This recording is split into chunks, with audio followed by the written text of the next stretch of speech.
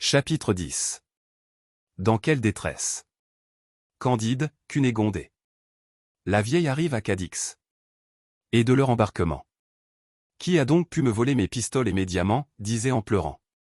Cunégonde, de quoi vivrons-nous? Comment ferons-nous? Où trouver des inquisiteurs et des juifs qui m'en donnent d'autres? Hélas, dit la vieille. Je soupçonne fort un révérend père Cordelier qui coucha hier dans la même auberge que nous à Badajoz, Dieu me garde de faire un jugement téméraire. Mais il entra 2 fois dans notre chambre, et il partit longtemps avant nous. Hélas, dit Candide, le bon Pangloss m'avait souvent prouvé que les biens de la terre sont communs à tous les hommes, que chacun y a un droit égal. Ce Cordelier devait bien, suivant ses principes, nous laisser de quoi achever notre voyage. Il ne vous reste donc rien du tout, ma belle Cunégonde? Pas. Un maravédi, dit-elle. Quel parti prendre, dit Candide. Vendons un. Des chevaux, dit la vieille, je monterai en croupe derrière mademoiselle. Quoique je ne puisse me tenir que sur une fesse, et nous arriverons à Cadix. Il y avait dans la même hôtellerie un prieur de bénédictins, il acheta le cheval bon marché. Candide, Cunégonde et la vieille passèrent par Lucena, par Chilla, par le Brixa, et arrivèrent enfin à Cadix. On y équipait une flotte, et on y assemblait des troupes pour mettre à la raison les révérends pères jésuites du Paraguay, qu'on accusait d'avoir fait révolter une de leur ordre contre les rois d'Espagne et de Portugal, auprès de la ville du Saint-Sacrement.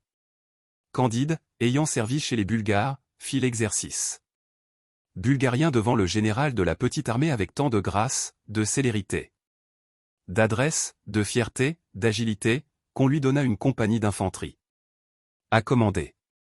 Le voilà capitaine, il s'embarque avec mademoiselle Cunégonde, la vieille, 2 valets, et les 2 chevaux andalous qui avaient appartenu à Monsieur le grand inquisiteur de Portugal. Pendant toute la traversée ils raisonnèrent beaucoup sur la philosophie du pauvre Pangloss. Nous allons dans un autre univers, disait Candide. C'est dans celui-là sans doute que tout est bien, car il faut avouer qu'on pourrait gémir un peu de ce qui se passe dans le nôtre en physique et en morale.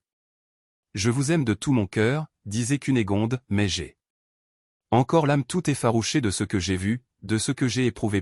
Tout ira bien, répliquait Candide, la mer de ce nouveau monde vaut déjà mieux que les mers de notre Europe, elle est plus calme, les vents plus constants.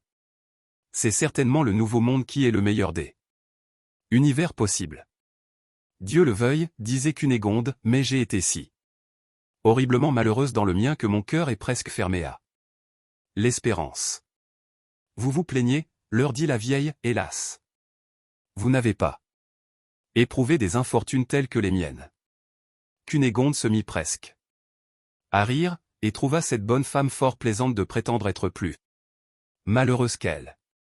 Hélas, lui dit-elle, ma bonne, à moins que vous n'ayez été violée par 2 Bulgares, que vous n'ayez reçu 2 coups de couteau dans le ventre, qu'on ait démoli 2 de vos châteaux, qu'on n'ait égorgé à vos yeux 2 mères et 2 pères, et que vous n'ayez vu 2 de vos amants fouettés dans un auto da fé, je ne vois pas que vous puissiez l'emporter sur moi, ajoutez que je suis née baronne avec 60 et 12 quartiers, et que j'ai été cuisinière.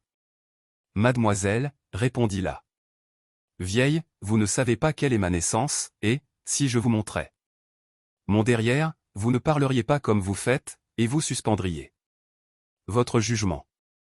Ce discours fit naître une extrême curiosité dans l'esprit de Cunégonde et de Candide. La vieille leur parla en ces termes.